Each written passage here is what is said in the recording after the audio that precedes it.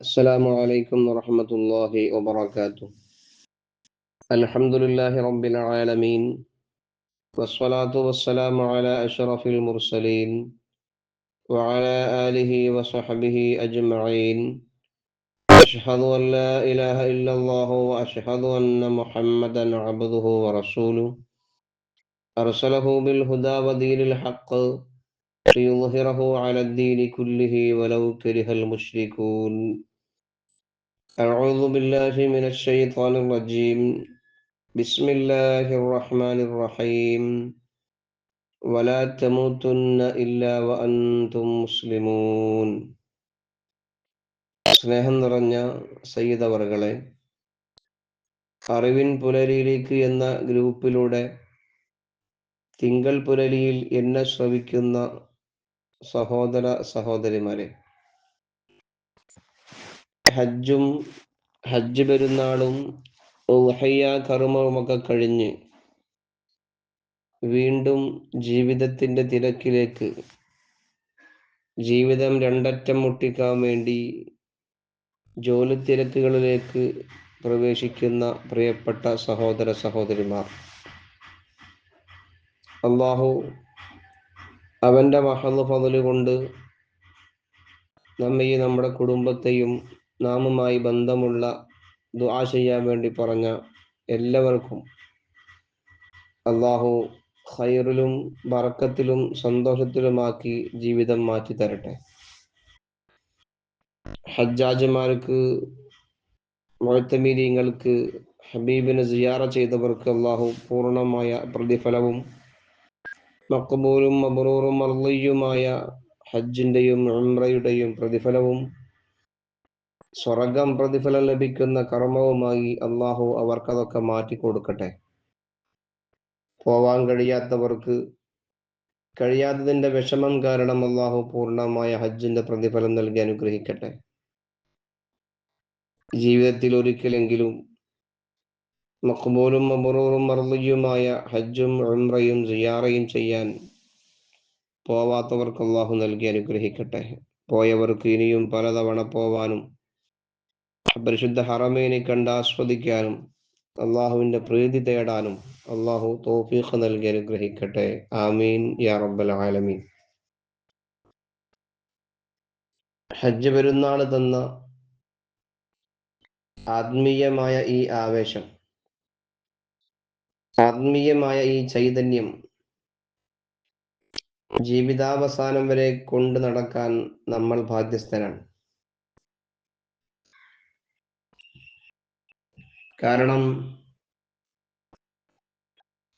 മഹാനായ അബ്ദുല്ലാഹിൽ മുബാറക് റളിയല്ലാഹു അൻഹു തങ്ങൾ പെരുന്നാൾ ആഘോഷിക്കുമ്പോൾ തന്നെ പെരുന്നാൾ നിസ്കാരം കഴിഞ്ഞ് വന്നാൽ വീട്ടിലെ മുസല്ലയിൽ ഇരുന്ന് നിസ്കരിക്കലായിരുന്നു പതിവ്. അതിന് അദ്ദേഹത്തോട് മക്കൾ ചോദിക്കുമ്പോൾ എന്താണ് ഇതിന് കാരണം, ഇന്ന് പെരുന്നാളല്ലേ എന്ന് ആരായുമ്പോൾ പ്രിയപ്പെട്ട അബ്ദുല്ലാഹിൽ മുബാറക് തങ്ങൾ മക്കളോട് പറയുന്നത്, അള്ളാഹു എന്നോട് ധാരാളം കാര്യങ്ങൾ ആജ്ഞാപിച്ചു, ചെയ്യാൻ വേണ്ടി പറഞ്ഞു. എന്നെക്കൊണ്ട് കഴിവിൻ്റെ പരമാവധി ഞാൻ അതൊക്കെ ചെയ്തു. പക്ഷേ എൻ്റെ റബ്ബ് അതൊക്കെ സ്വീകരിച്ചിട്ടുണ്ടോ ഇല്ലയോ എന്ന് എനിക്കറിയില്ലല്ലോ. അപ്പം റബ്ബിൻ്റെ ആജ്ഞകൾ ഞാൻ അനുസരിച്ചിട്ടുണ്ടെങ്കിലും അത് സ്വീകാര്യമാണോ എന്നറിയാത്തത് കൊണ്ട് ഞാൻ എങ്ങനെയാണ് ആഘോഷത്തിൽ പങ്കുചേരുന്നത് എന്ന് പറഞ്ഞ് അള്ളാഹുവിന് വേണ്ടി ഇബാദത്തിൽ മുഴുകുകയായിരുന്നു അബ്ദുല്ലാഹിൽ മുബാറക് തങ്ങളെ പോലെയുള്ള മഹാന്മാർ. പറഞ്ഞു വരുന്നത്, അള്ളാഹു നമ്മോട് പല കാര്യങ്ങളും കൽപ്പിച്ചു, പല കാര്യങ്ങളും ചെയ്യാൻ വേണ്ടി പറഞ്ഞു, പലതും ചെയ്യരുതേ എന്ന് നമ്മോട് താക്കീത് ചെയ്തു. പക്ഷേ വർത്തമാനകാലത്ത് അള്ളാഹുവിൻ്റെ ആജ്ഞകൾ അനുസരിക്കാൻ താല്പര്യം കുറവും, അള്ളാഹു സുബ്ഹാനഹു വ തആലയുടെ വിരോധനകൾ ചെയ്യാൻ താല്പര്യം കൂടുതലുമായിട്ട് കണ്ടുവരുന്ന സാഹചര്യം, ഇബ്ലീസിന്റെ കെണിവലയിൽ, പിശാചിന്റെ കെണിവലയിൽ മനുഷ്യരുടെ ശരീരത്തിന്റെ ഷർറിൽപ്പെട്ടുകൊണ്ട് അള്ളാഹുവിനെ തിരസ്കരിച്ചുകൊണ്ട് ഹബീബിനെ ധിക്കരിച്ചുകൊണ്ട് നടക്കുന്ന സാഹചര്യമാണ് കണ്ടുകൊണ്ടിരിക്കുന്നത്. അള്ളാഹു നമ്മെ കാത്തു രക്ഷിക്കുമാറാവട്ടെ. എന്നാലും പെരുന്നാൾ നമ്മൾ ആഘോഷിച്ചു.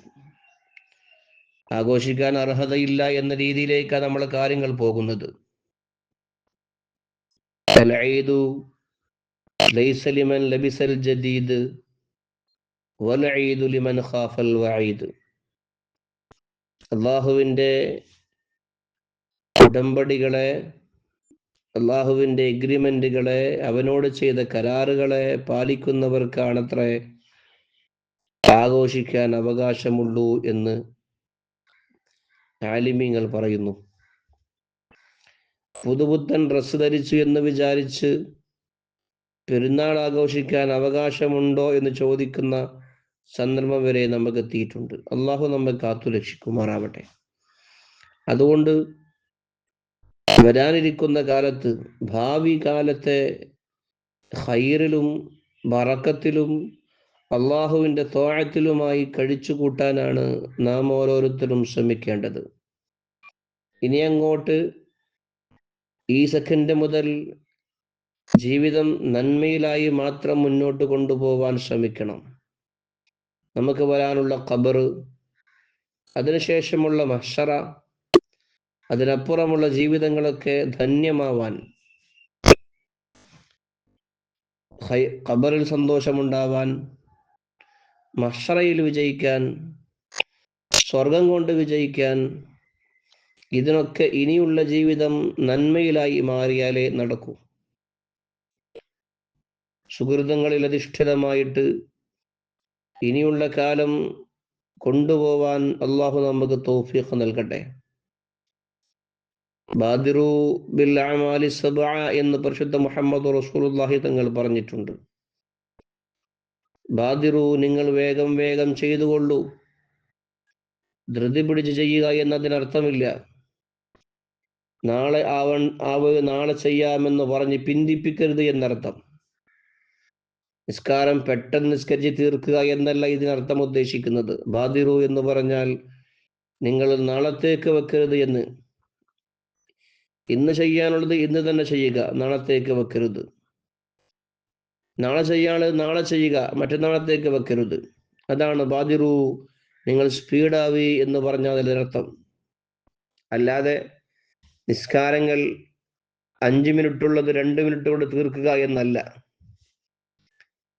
ചെയ്യാനുള്ള കർമ്മങ്ങൾ സമയക്രമം പാലിച്ചുകൊണ്ട് സമയബന്ധിതമായി നിർവഹിക്കുക എന്നതാണ് ഈ ഹബീബുന മുഹമ്മദ് റസൂലുള്ളാഹി തങ്ങളുടെ ഹദീസിന്റെ അർത്ഥം.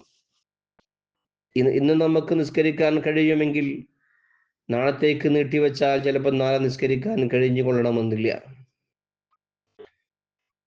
നാളെ ചെയ്യാൻ കരുതിയ നിസ്കാരങ്ങൾ പക്ഷേ മറ്റന്നാളത്തേക്ക് നീട്ടിവെച്ചാൽ ആ കർമ്മങ്ങൾ മറ്റന്നാൾ ചെയ്തു കൊള്ളണമെന്നില്ല.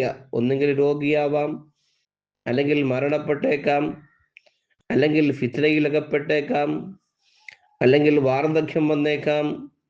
ഇങ്ങനെയൊക്കെ പല കാര്യങ്ങൾ എണ്ണി പറഞ്ഞുകൊണ്ട് മുത്തുനബി തങ്ങൾ പറയാൻ, നീട്ടിവെക്കരുതേ, വേഗം വേഗം ചെയ്തുകൊള്ളൂ എന്ന്. അതാണ് പറഞ്ഞു വരുന്നത്. ഭാവിയിൽ നമുക്ക് വരാനുള്ള ഘട്ടങ്ങളൊക്കെ അതിജയിക്കണമെങ്കിൽ ഇനിയുള്ള സന്ദർഭങ്ങളിൽ നമ്മൾ നന്മയിൽ അധിഷ്ഠിതമായിരിക്കണം. അള്ളാഹു നമുക്കതിന് തൗഫീഖ് നൽകുമാറാവട്ടെ.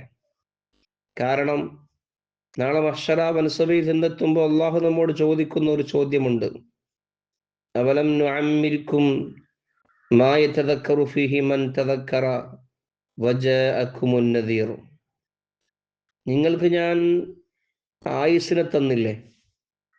നിങ്ങൾക്ക് ഞാൻ വയസ്സ് തന്നില്ലായിരുന്നു? ഏജ്. മാ യതദക്കറു ഫീഹി മൻ തദക്കർ. ചിന്തിക്കുന്നവർക്ക് ചിന്തിക്കാൻ പറ്റുന്ന, ആലോചിക്കുന്നവർക്ക് ആലോചിക്കാൻ മാത്രമുള്ള വയസ്സ് നിങ്ങൾക്ക് ഞാൻ തന്നില്ലയോ എന്ന് അള്ളാഹു ചോദിക്കുന്ന സമയമുണ്ട്. അടുത്ത ചോദ്യം, വജഅകുമുൻ നദീർ. നിങ്ങൾക്ക് ഞാൻ ഒരു മുന്നറിയിപ്പുകാരനെയും തന്നില്ലേ? മുന്നറിയിപ്പുകാരൻ എന്ന് പറഞ്ഞാൽ പരിശുദ്ധ മുഹമ്മദ് റസൂലുള്ളാഹി തങ്ങൾ, അതല്ലെങ്കിൽ പരിശുദ്ധ ഖുർആൻ. അല്ലാഹു തആല ചോദിക്കാൻ, നിങ്ങൾക്ക് ചിന്തിക്കാനുള്ള ചിന്താശേഷിയുള്ള ആയുസ് തന്നു. കൂടെ ഹബീബുന മുത്തുനബിയെ തന്നു, അതല്ലെങ്കിൽ ഖുർആൻ തന്നു, എന്നിട്ടും എന്തേ നിങ്ങൾ ഇങ്ങനെ ആയത് എന്ന് ചോദിക്കുന്ന ഒരു ചോദ്യം, മഹ്ശറയിൽ ചോദിക്കുന്ന ചോദ്യം ഖുർആൻ പരാമർശിക്കുന്നുണ്ട്. അള്ളാഹു നമ്മെ രക്ഷപ്പെടുത്തുമാറാവട്ടെ. നിങ്ങൾക്ക് തന്ന ആയുസ് എന്ന് പറയുന്നിടത്ത് മുഫസ്സിരീങ്ങൾ പല രീതിയിൽ അതിനെ വ്യാഖ്യാനിക്കുന്നു. 60 വയസ്സായ ആയുസ് എന്ന് പറയുന്നു, 40 വയസ്സ് എന്ന് പറയുന്നു, 33 എന്ന് പറയുന്നു, അതല്ല 18 വയസ്സ് എന്ന് പറയുന്നു, അതുമല്ല പ്രായപൂർത്തി എന്ന് പറയുന്നു. പ്രായപൂർത്തി എത്തിക്കഴിഞ്ഞാൽ ആഖിറത്തെക്കുറിച്ച്, അള്ളാഹുവിനെ കുറിച്ച്, മഹ്ശറയെക്കുറിച്ച്, ഖബറിനെ കുറിച്ച്, അങ്ങനെയുള്ള ഘട്ടങ്ങളെ കുറിച്ചൊക്കെ ചിന്തിച്ച് മനസ്സിലാക്കാൻ കഴിയുന്ന വയസ്സാണ് 15 വയസ്സ് അല്ലെങ്കിൽ പ്രായപൂർത്തി എന്ന്. അങ്ങനെ പറയുമ്പോൾ 15 വയസ്സ് എന്ന് പറയുമ്പോൾ പ്രായപൂർത്തി എത്തിയ ഓരോ മനുഷ്യരോടും നാളെ മഹ്ശറിൽ ചോദിക്കും, ഞങ്ങൾക്ക് പ്രായപൂർത്തിയായില്ലായിരുന്നോ എന്ന്. അതല്ല 33 ആണെങ്കിൽ 33 വയസ്സുള്ളവനോട് ചോദിക്കും, 33 വയസ്സ് തന്നില്ലേ, ചിന്തിക്കാൻ മാത്രമുള്ള സമയം കിട്ടിയില്ലേ എന്ന്. അള്ളാഹു നമ്മെ കാത്തു രക്ഷിക്കുമാറാവട്ടെ. ഇങ്ങനെ നിങ്ങൾക്ക് ചിന്തിക്കാൻ പാകത്തിലുള്ള വയസ്സ് തന്നിട്ട് എന്തുകൊണ്ട് നിങ്ങൾ മാറിയില്ല? എന്തുകൊണ്ട് നിങ്ങൾ അള്ളാഹുവിനെ അംഗീകരിച്ചില്ല? എന്തുകൊണ്ട് ഹബീബ് പറഞ്ഞ കാര്യങ്ങൾ ചെയ്തില്ല? ആധുനിക കാലത്ത് ഇസ്ലാമിനൊക്കെ ഒരു പഴഞ്ചനായി ചിത്രീകരിച്ച് ഇസ്ലാമിലെ നിയമങ്ങളൊക്കെ പഴഞ്ചതയിലേക്ക് മാറ്റി പുതിയ നിയമങ്ങൾ, പുതിയ ജീവിത ശൈലികൾ, പുതിയ തൻ്റെതായ രീതി കൊണ്ടുവരുന്ന ഒരു സാഹചര്യത്തിലേക്ക് കാലങ്ങൾ മാറിക്കൊണ്ടിരിക്കുന്നു. എൻ്റെ ക്യാഷ്, എൻ്റെ സമ്പത്ത്, എൻ്റെ ശരീരം, എൻ്റെ ഡ്രസ്സ്, എൻ്റെത് എന്ന രീതിയിലേക്ക് കാര്യങ്ങൾ എത്തിച്ചു വന്നിരിക്കുന്നു. ഞാൻ തീരുമാനിക്കും പോലെ, ഞാൻ പറയും പോലെ, എനിക്ക് എൻ്റെത് പോലെ, എനിക്ക് എൻ്റേത് എന്ന് പറഞ്ഞ് സ്വന്തം തീരുമാനമെടുക്കുന്ന ഒരു അവസ്ഥയിലേക്ക് കാലങ്ങൾ കൂപ്പുകുത്തിക്കൊണ്ടിരിക്കുകയാണ്. മനുഷ്യർ അധപ്പതിച്ചു കൊണ്ടിരിക്കുകയാണ്. മൃഗങ്ങളെക്കാളും അധപ്പതിക്കുന്ന ഒരു കാലം വരുമെന്ന് പരിശുദ്ധ ഖുർആൻ നമ്മോട് പഠിപ്പിക്കുന്നു. പരിശുദ്ധ മുഹമ്മദ് റസൂലുള്ളാഹി തങ്ങൾ നമ്മെ പഠിപ്പിക്കുന്നു. യതഹാറജൂന കമാ തഹാറുജൽ ഹുമുർ, കഴുതകൾ കൂട്ടം കെട്ടി നടക്കും പോലെ കൂട്ടം കെട്ടി നടക്കുന്ന ഒരു സാഹചര്യം വരുമെന്ന് പരിശുദ്ധ മുഹമ്മദ് റസൂലുള്ളാഹി തങ്ങൾ പറയുന്നുണ്ട്. അള്ളാഹു നമ്മെ കാത്തു രക്ഷിക്കുമാറാവട്ടെ. അതുകൊണ്ട് എനിക്ക് പറയാനുള്ളത്, യഥാർത്ഥ ബുദ്ധിമാൻ എന്ന് പറഞ്ഞാൽ അൽ കയ്യിസു, ശരിയായ ബുദ്ധിമാൻ എന്ന് പറഞ്ഞാൽ നമ്മൾ ചിന്തിക്കും ശാസ്ത്രജ്ഞന്മാരാണെന്നൊക്കെ. അതൊക്കെ ശരിയാണ്. പക്ഷേ അള്ളാഹുവിന്റെ ഹബീബ് തങ്ങൾ എണ്ണിയിട്ടുള്ള ശരിയായ ബുദ്ധിമാൻ എന്ന് പറഞ്ഞാൽ ആരാണ് ശരിക്ക് ബുദ്ധിയുള്ളവൻ? മൻ ദാന നഫ്സ, ഓരോ ദിവസവും സ്വന്തം ശരീരത്തിനെ വിചാരണ ചെയ്യുന്നവൻ. ഇന്ന് രക്ഷപ്പെടാനുള്ള എന്തെങ്കിലും അവൻ ചെയ്തു കൂട്ടിയിട്ടുണ്ടോ എന്ന് നോക്കുന്നവൻ. ഓരോ ദിവസവും രാത്രി കിടന്നുറങ്ങുമ്പോൾ നന്മയാണോ കൂടുതൽ, തിന്മയാണോ കൂടുതൽ എന്ന് ചിന്തിക്കുക. നന്മയാണെങ്കിൽ സമാധാനമായി ഉറങ്ങുകയും, തിന്മയാണെങ്കിൽ ആ തിന്മക്ക് ഓവർടേക്ക് ചെയ്ത് നന്മകൾ ചെയ്തിട്ട് വേണം ഉറങ്ങാൻ എന്നല്ലേ? തിന്മകൾ കൂടുതലാണെങ്കിൽ വീണ്ടും നന്മകൾ ചെയ്തിട്ട് തിന്മയെ ഓവർടേക്ക് ചെയ്ത് നന്മകളാക്കിയിട്ട് ഉറങ്ങുക. സ്വന്തം തടിയെ വിചാരണ ചെയ്യുക. ഇന്നെന്തൊക്കെ ചെയ്തു, ഇന്നെന്തൊക്കെ പ്രവർത്തിച്ചു, ഇന്ന് ഞാൻ അള്ളാഹുവിനെ തൃപ്തിപ്പെടുന്ന കാര്യങ്ങൾ ചെയ്തിട്ടുണ്ടോ എന്നൊക്കെ സ്വന്തം തടിയോട് വിചാരണ ചെയ്യുന്ന, നാളെ മഹ്ശറയിൽ നമ്മോട് വിചാരണ ചെയ്യുന്നതിന് മുമ്പ് സ്വന്തം തടിയോട് ദുനിയാവിൽ വെച്ചുകൊണ്ട് തന്നെ വിചാരണ ചെയ്യുന്ന സ്വഭാവമുള്ളവൻ, അവനാണ് ബുദ്ധിമാൻ. മൻ ദാന നഫ്സഹു വഅമില ലിമാ ബഅദൽ മൗത്ത്, എന്നിട്ട് ആ ഖബറിന് ശേഷമുള്ള അല്ലെങ്കിൽ മരണശേഷമുള്ള ഖബറിലേക്ക്, മഹ്ശറിലേക്ക്, അവിടെ വിജയിക്കാൻ വേണ്ടി ഇവിടെ വെച്ച് അധ്വാനിക്കുന്നവനുമാണ് ബുദ്ധിമാൻ. 2 കാരണമാണ് റസൂലുള്ളാഹി പറഞ്ഞത്. സ്വശരീരത്തെ വിചാരണ ചെയ്യുന്നവനും ആഖിറത്തിലേക്ക്, ഖബറിലേക്കുള്ള നന്മകൾ, അവിടെ രക്ഷപ്പെടാനുള്ള വഴികൾ ഇവിടെ വെച്ച് തേടുന്നവനുമാണ് ബുദ്ധിമാനെന്ന് മുഹമ്മദ് റസൂലുള്ളാഹി തങ്ങൾ പറഞ്ഞു. മൻ ദാന നഫ്സഹു വഅമില ലിമാ ബഅദൽ മൗത്ത്, അതാണ് ബുദ്ധിമാൻ. ഒരുപാട് സമ്പത്ത് ഉണ്ടാക്കണ്ട എന്നല്ല പറയുന്നത്, സമ്പത്തുമ്മൽ കെട്ടിമറയുന്ന ഒരു കാലം. റസൂലുള്ളാഹി പറഞ്ഞു, എൻ്റെ ഉമ്മത്ത് നശിക്കുന്നത് എന്റെ ഉമ്മത്തിന്റെ ഫിത്ന വരുന്നത്, എന്റെ ഉമ്മത്ത് താറുമാറാകുന്നത് അത് മുതൽ കൊണ്ടായിരിക്കുമെന്ന് മുഹമ്മദ് റസൂലുള്ളാഹി തങ്ങൾ പറഞ്ഞു. ഫിത്നത്ത് ഉമ്മത്തി അൽമാൽ, എന്റെ സമുദായം നശിക്കുമ്പോൾ, എന്റെ സമുദായം ഫിത്നയിൽ അകപ്പെടുന്നത് മുതൽ കൊണ്ടായിരിക്കും. മുതലിന്റെ പടപളപ്പിൽ, സമ്പത്തിന്റെ പടപളപ്പിൽ മതിമറക്കുന്ന, ദീൻ മറക്കുന്ന, ഇസ്ലാം മറക്കുന്ന, ഇസ്ലാമിന്റെ നിയമങ്ങളെ മറക്കുന്ന, മാതാപിതാക്കളെ മറക്കുന്ന, മക്കളെ മറക്കുന്ന, ഉസ്താദുമാരെ മറക്കുന്ന, ഗുരുക്കളെ മറക്കുന്ന, ശിഷ്യരെ മറക്കുന്ന, വലിയവരെ മറക്കുന്ന, ഇളയവരെ സ്നേഹിക്കാൻ മറക്കുന്ന, അള്ളാഹു സുബ്ഹാനഹു വ തആലയും ഹബീബും പഠിപ്പിച്ച നിയമങ്ങൾ കാറ്റിൽ പറത്താൻ കൊതിക്കുന്ന സമ്പത്ത്, ആ മുതല്, ഐശ്വര്യം അത് കൂടുതലാകുമ്പോൾ ധാരാളം പേർക്കും അത് നഷ്ടത്തിലേക്ക് എത്തിക്കൂ എന്ന് മുത്ത് ഹബീബിന്റെ വാക്കും നമുക്ക് മനസ്സിലാകുന്നു. ചിലർക്ക് സമ്പത്തുണ്ടായാൽ അവർക്ക് ധാരാളം ധർമ്മങ്ങൾ കൊടുത്ത് അതിനെ നല്ല വഴിയിൽ ചെലവഴിച്ച് അവർക്ക് വിജയിക്കാൻ കഴിയും. ചിലർക്ക് സമ്പത്തുണ്ടായാൽ ആ സമ്പത്ത് കാരണം അവൻ പരാജയപ്പെടും. ഹദീസിലുണ്ട്, റസൂലുള്ളാഹി പറഞ്ഞു, രണ്ടാളുകളെ പോലെ ആവാൻ നിങ്ങൾ പൂതി വെക്കണം. രണ്ടാളുകളെ പോലെ ആവാൻ നിങ്ങൾക്ക് പൂതി വെക്കാം, അതിൽ കുറ്റമില്ല. ഏതാണ് ഒരാള്? അള്ളാഹു ധാരാളം അറിവ് കൊടുത്തു, ഇൽമ കൊടുത്തു. ആ ഇൽമ അനുസരിച്ച് അദ്ദേഹം ജീവിച്ചു. ഇൽമ അനുസരിച്ച് അദ്ദേഹം മറ്റുള്ളവരെ പഠിപ്പിച്ചു കൊടുത്തു, പ്രചരിപ്പിച്ചു. അങ്ങനെ ഇൽമ പഠിക്കുകയും അതനുസരിച്ച് പ്രവർത്തിക്കുകയും പ്രചരിപ്പിക്കുകയും ചെയ്യുന്ന ആളെ കാണുമ്പോൾ അവനെ പോലെ ആവാൻ നിങ്ങൾക്ക് കൊതിക്കാമെന്ന് മുത്തു റസൂലുള്ളാഹി തങ്ങൾ പറഞ്ഞിട്ടുണ്ട്. മറ്റൊന്ന്, ഒരു മുതലാളി, സമ്പത്തുള്ള നല്ല മുതലാളിയാണ്. അദ്ദേഹം അള്ളാഹു അദ്ദേഹത്തിന് മുതൽ കൊടുത്ത് ആ മുതൽ കൊണ്ട് അദ്ദേഹം ഹലാലായി ചെലവഴിച്ച് മറ്റുള്ളവർക്ക് കൊടുക്കുകയും ചെയ്ത്, ഹലാലായ സമ്പാദ്യം ഹലാലിൽ ചെലവഴിച്ച് മറ്റുള്ളവർക്ക് ദാനനാരംഭങ്ങൾ കൊടുത്ത് ഇസ്ലാമിനൊക്കെ സഹായിച്ച് പാവങ്ങളെ സഹായിച്ച് ധർമ്മിഷ്ഠനായി മാറുന്ന ഒരു ധർമ്മിഷ്ഠനായി മാറുന്ന ഒരു മനുഷ്യൻ, അവനെ പോലെ ആവാൻ നിങ്ങൾക്ക് കൊതിക്കാമെന്ന് മുഹമ്മദ് റസൂലുള്ളാഹി. പടച്ചവനെ, എനിക്ക് ഈ പണ്ഡിതനെ പോലെ ആവണം, എനിക്കും ഇൽമ പഠിക്കണം, ഇൽമ അതുപോലെ ജീവിക്കണം, ഇൽമ പ്രചരിപ്പിക്കണം, ദീനിനെ സഹായിക്കണം, അതുപോലെ എനിക്കും ആവണമെന്ന് കൊതിക്കാം. അതുപോലെ അള്ളാഹുവെ, ഈ മുതലാളിയെ പോലെ എനിക്ക് ധാരാളം മുതൽ വേണം, ഹലാലായ മുതൽ വേണം, ഹലാലിൽ ചെലവഴിക്കാനുള്ള തൗഫീഖ് വേണം, ധർമ്മം കൊടുക്കാനുള്ള അവസ്ഥ വേണം, സക്കാത്ത് കൊടുക്കാനുള്ള അവസ്ഥ വേണം. അങ്ങനെ കിട്ടിയ സമ്പത്തെല്ലാം അള്ളാഹു ഇഷ്ടപ്പെടുന്ന വഴിക്ക് ചെലവഴിക്കുന്ന മുതലാളിയെ പോലെ നിങ്ങൾക്ക് ആവാമെന്ന് പൂതി വെക്കാമെന്ന് മുത്തു റസൂലുള്ളാഹി തങ്ങൾ പഠിപ്പിച്ചിട്ടുണ്ട്. നേരത്തെ പറഞ്ഞതുപോലെ സമ്പത്ത് കൊണ്ട് വിജയിക്കുന്ന ആളുകളുണ്ട്, പക്ഷേ ഈ സമ്പത്ത് കൊണ്ട് പരാജയപ്പെടുന്നവരായിരിക്കും കൂടുതൽ. സമ്പത്ത് എന്റെ സമുദായത്തിന്റെ ഫിത്നയാണെന്ന് സയ്യിദുനാ മുഹമ്മദ് റസൂലുള്ളാഹി തങ്ങൾ പറഞ്ഞിട്ടുണ്ട്.